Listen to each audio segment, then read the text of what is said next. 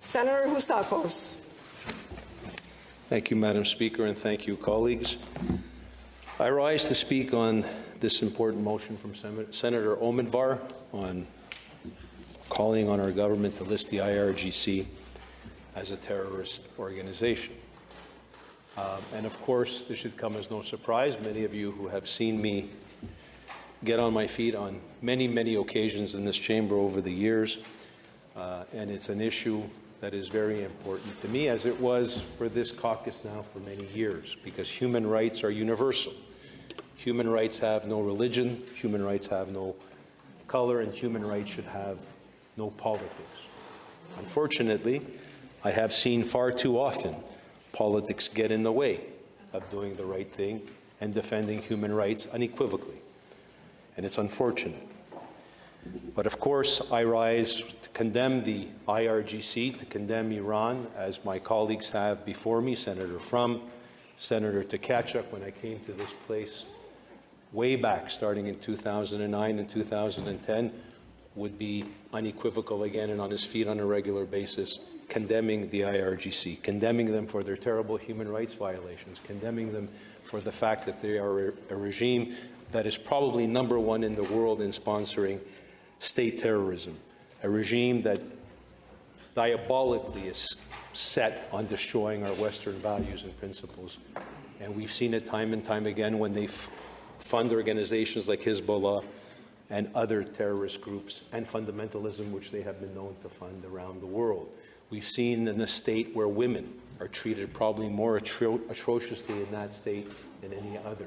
We've seen the morality squads picking up citizens without any justification, without any rule of law, and imprisoning them, and doing even worse. We've seen people being lashed because of their religious beliefs, their faith, or for that matter, no faith.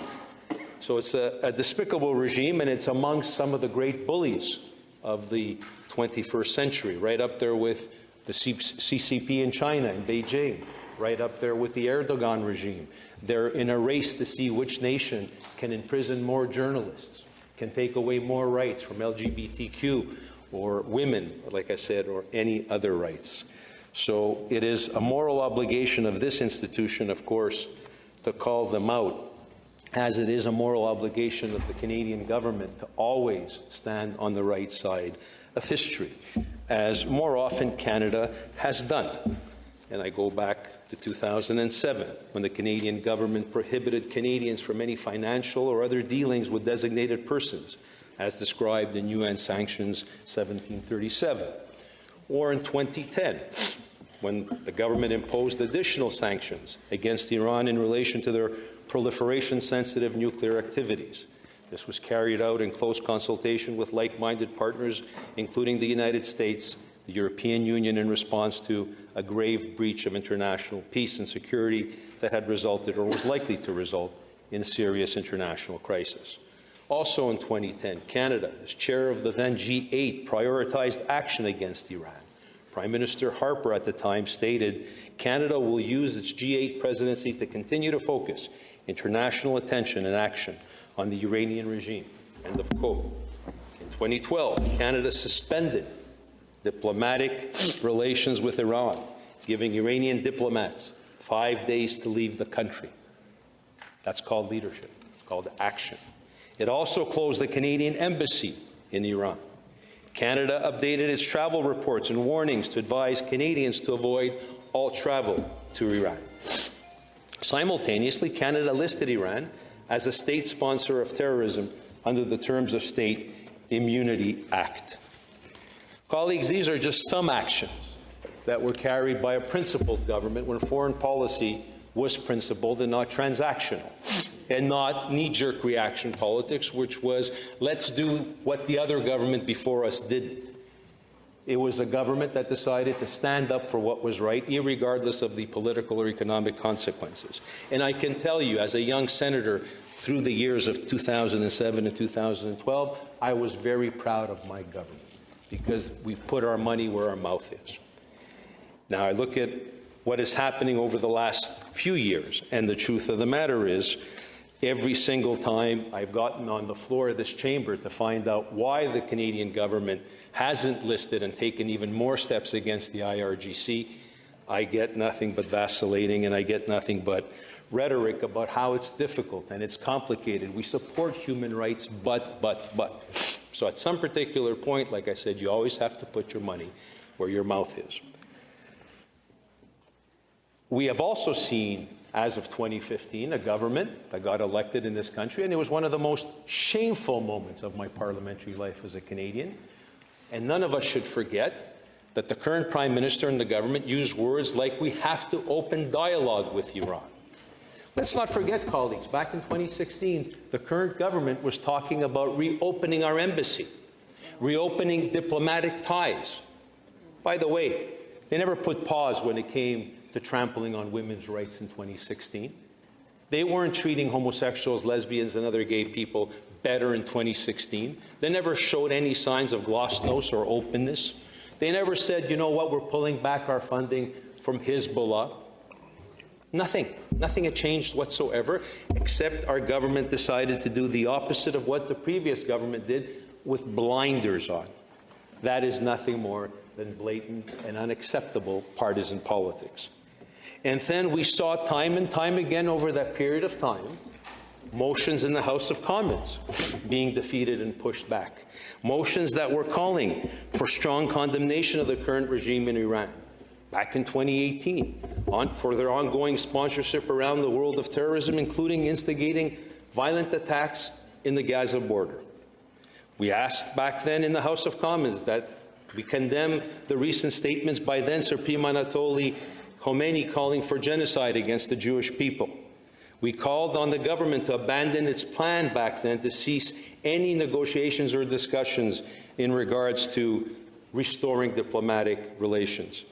I can go on, but nothing.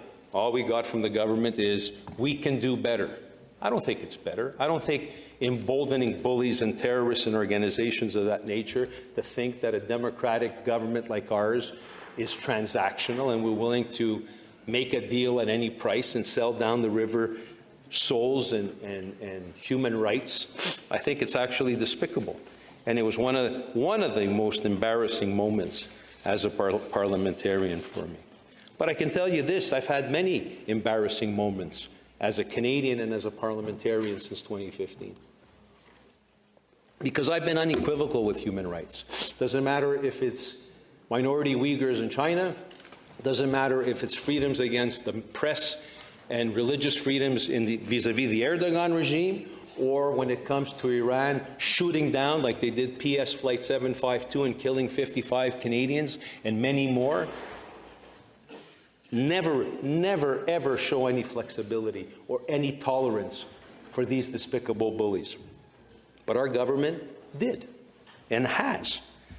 And I think it's wrong. And amongst the list of despicable actions on the part of our government and our parliament, nothing more embarrassing than a couple of years ago when we had a motion before this floor recognizing what was happening to the Turkish minority Uyghur people in China and calling it what it was, a motion calling it a genocide, which, by the way, colleagues, every democratic house, chamber around the Western industrialized world, there's not one except the Senate of Canada, that defeated that motion. The most shameful, I can tell you, experience that I ever had as a parliamentarian. There's no justification. I still don't have any logical justification how a majority of government-appointed senators, 33 of them, got up and voted against the motion recognizing what was going on against the minority Uyghurs in China as a genocide. And we know what was going on. Let's call a spade a spade. The other chamber, which is a minority chamber, we had the NDP, the Conservatives, and the Bloc all do the right thing and call it what it was, and we had our government abstain. By the way, the only Western democratic government that abstained calling it what it is. The Americans weren't afraid. The Brits weren't afraid. The French weren't afraid. What in the world was our government thinking to this day of abstaining other than giving in to a bully and a government that has no respect for human rights? And it crossed over, it spilled over that despicable behavior in this chamber. And not only did we didn't allow that motion to stand on principle and shine as a beacon of hope for standing up with people with human rights, but we did the most despicable thing. 33 senators got up and they voted against that motion. And that's for you to look at yourselves in the mirror as the years go by and ask yourselves why. Independent. Now, They're independent. Senator Omidvar, I appreciate all of a sudden the concern that we have in this chamber, and of course our side will respect and support your motion. It's common sense. But I would like to also see more consistency when it comes to human rights and not cherry pick. I also want to make sure that the government that represents this parliament and this country also has the courage to stand up and call out Iran when they invest in Hezbollah, and call out Iran when they do what they do so despicably in Lebanon and in Gaza, all around the world.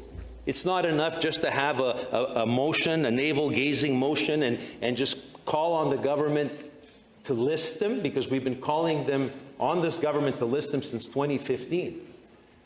What I'd like to see is the government leader get up in the chamber and basically say we will do it. I'd like the government leader to get up in the chamber as representative of this institution and tell the government you represent, list the IRGC, and do it now. You have a moral obligation. Until we start doing stuff like that, I think I'm a little bit skeptical about the intention of many of these motions when they happen, and the way they happen. Because we've had now 8 years of a government that has been soft on human rights, has been soft on Iran. I asked just a few weeks ago about a news story we saw in the Canadian news about family members and friends of the Ayatollah and the regime in Iran living in Toronto, living off the proceeds of that regime. And they're living here freely. No Magnitsky sanctions, none of the laws we have in this country holding these authoritarian friends and family of these authoritarians to account. And again, colleagues, you were there when I asked the question. You can pull them out in the transcripts. I got less than acceptable answers from the government leader. And of course, we never get acceptable answers from the government. They keep telling us it's complicated. So I can go on, but it's a little bit late, and I know everyone's tired. All I will say is, of course, we Conservatives support the motion. We have been consistent now for 2 decades when it comes to condemning the IRGC. We've never wavered. When Mr. Harper was in government, he took concrete actions. He did it on the international arena. He was never afraid to do so.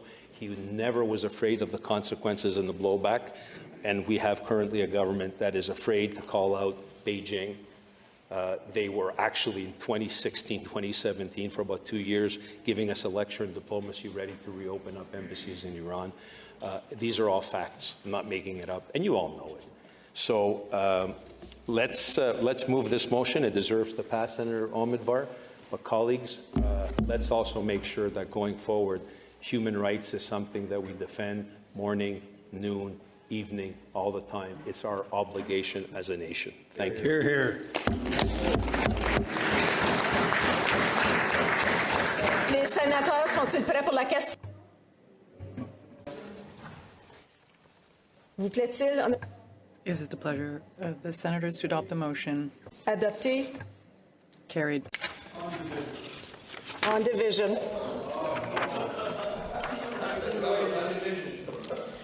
Numéro 113.